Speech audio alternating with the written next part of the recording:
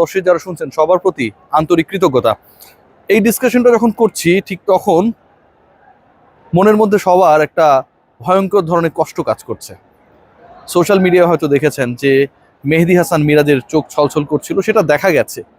আমাদের লেন্স তাকে খুঁজে পেয়েছে।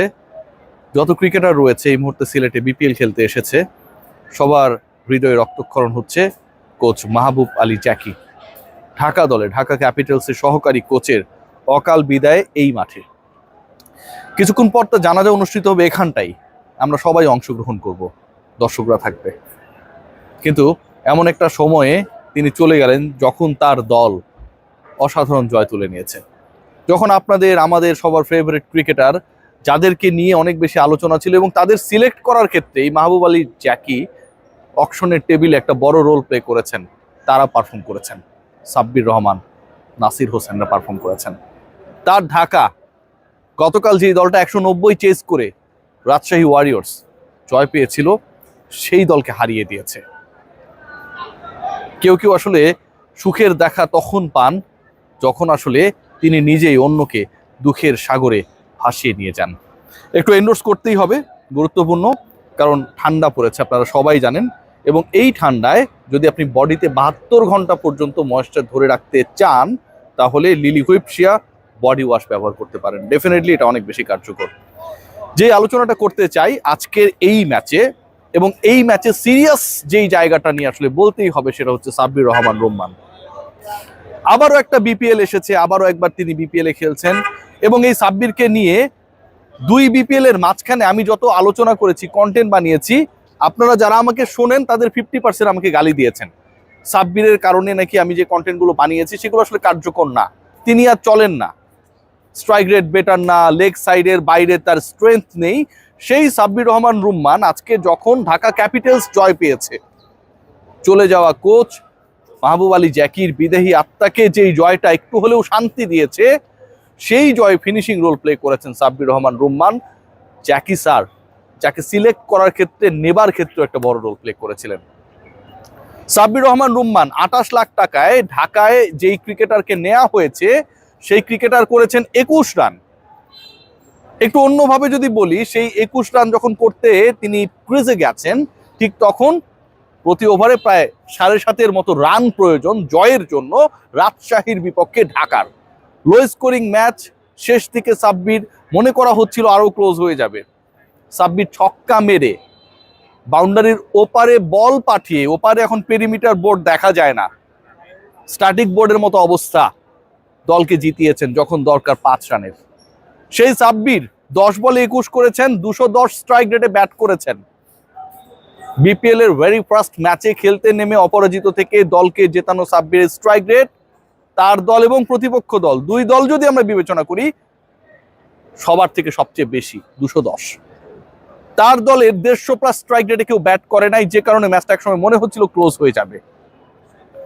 1 বছর পর বিপিএল এ নেমে প্রথম ম্যাচে চাপে সাব্বির রহমান রুম্মান ঠিক তার কাছ থেকে যেই রোলটা আমরা এক্সপেক্ট করি, সবাই এক্সপেক্ট করে, সেই রোলটা প্লে করেছেন।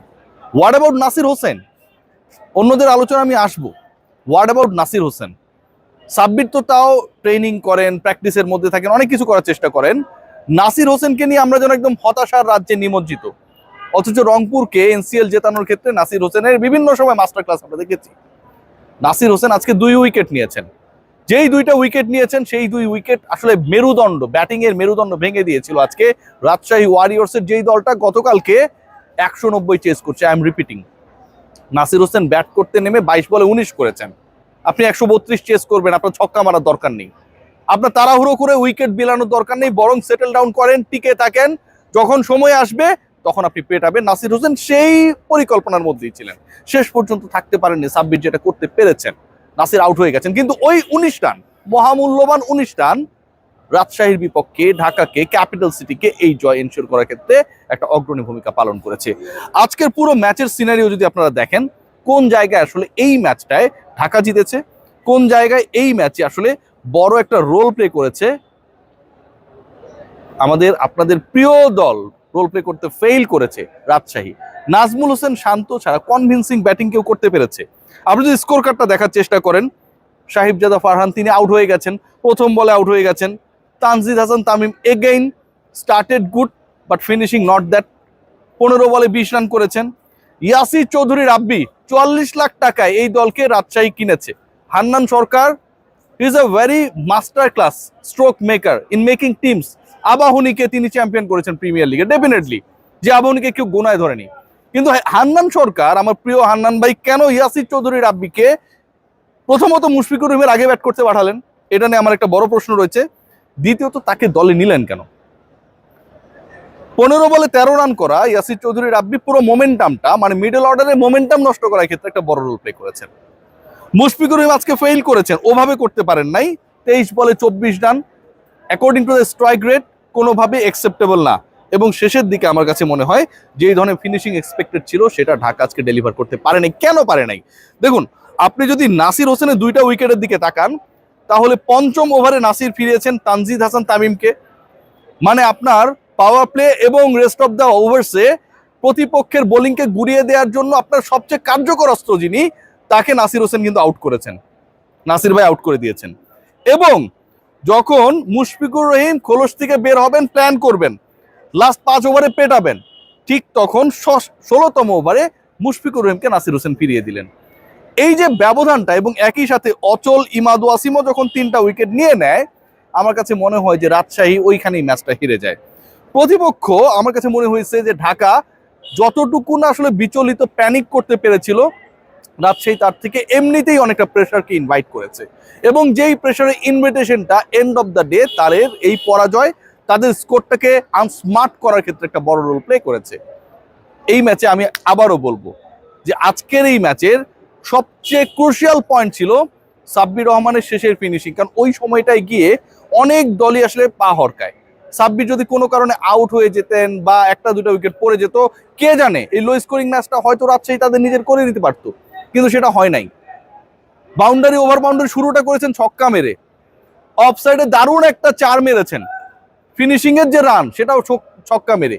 এবং এই 2 ছক্কা এবং 1 4, মানে বাউন্ডারি ওভার বাউন্ডারিতে 10 বল খেলেছেন, তার মধ্যে 3টাই বাউন্ডারি ওভার বাউন্ডারি। এই 3 বলেই তিনি করেছেন 16 রান। 21 রানের মধ্যে 16 রানই করেছেন 3 বল থেকে, তার মধ্যে 2টা ছক্কা।